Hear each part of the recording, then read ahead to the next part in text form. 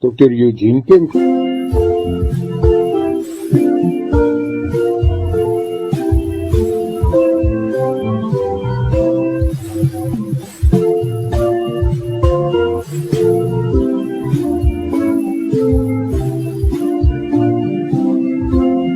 Dr. Eugene Kemp, ons rink.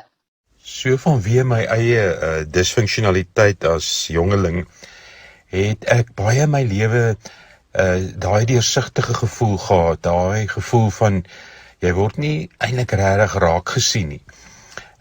Daardie gevoel van wanneer, ek weet nie of julle ook deel was daarvan nie, maar waar 'n mens dan nou so by mekaar staan en dan is daar twee ouens wat spanne kies, wat hulle wil hê en hulle span moet wees en dat jy gereeld voel dat jy dan nou maar laaste gekies word.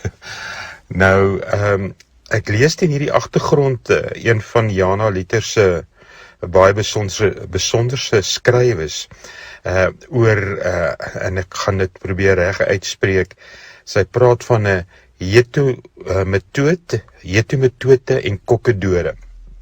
Nou vir my in my eie beskrywing daarvan, is dit dan juist daardie individue wat wanneer hulle vertrek inkom, jy hulle sien, jy weet hulle is daar, en hulle het 'n teenwoordigheid en 'n invloed.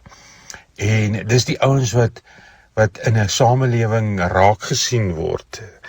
En ek het haar verwysing na die groot woordeboek wat praat van hooghollig nogal geniet, iets kon verstaan van wat 'n ou beleef, maar miskien dalk ook 'n ou se eie onsekerheid wat hou van hierdie woord wat eintlik hulle in hulle plek sit. Ek verwonder my baie oor die invloed van smaakmakers, persone wat ek dink die kuns vervolmaak het om gesien te word. Ek vermoed egter dat deur sosiale media 'n mens 'n skynwêreld kan skep wat hemels voorkom, maar eintlik net grepe is van daardie persone se werklikheid. En dan kan dit ook juist net die besonderse grepe wees.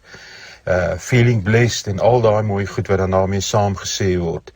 Terwyl daai oggend opstaan waar 'n ou nie heeltemal so perfek lyk en voel, nie gedeel word nie. En ons leef in 'n wêreld waar dit so lyk of baie mense meer deursigtig is en ander meer teenwoordig is. Maar soos wat ek bietjie ouer word en daar baie meer tree agter my lê as voor, begin ek net dink en beleef iets van 'n sien wat baie meer kosbaar is as enigiets anderste in hierdie wêreld. En ek gaan jou los met die woorde van 'n uitgestote Hagar wat in die woestyn heeltemal eenkant uitgestoot word, en dan hierdie woorde in Genesis 16 vers 13. U is 'n God wat my sien. Hier het ek hom gesien wat my gesien het, sê Hagar. En stuk vir stuk as ek dit lees, begin ek glo dat ek en ander soos ek wat nie noodwendig so 'n groot spoor op aarde nalat nie, tog gesien word. En met sy oog op my en sy oog wat my sien, vergelyk hy my nie met ander nie. En daarom is dit belangrik dat ek my eie spoor met egtheid moet trap, want dit is duidelik genoeg.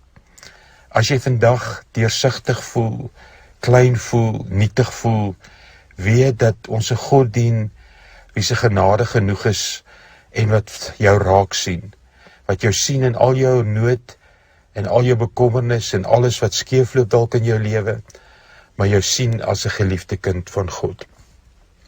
Jy kan die stukkie weer gaan lees op my Facebook bladsy, kan ook vir my skryf eugenekemp@me.com.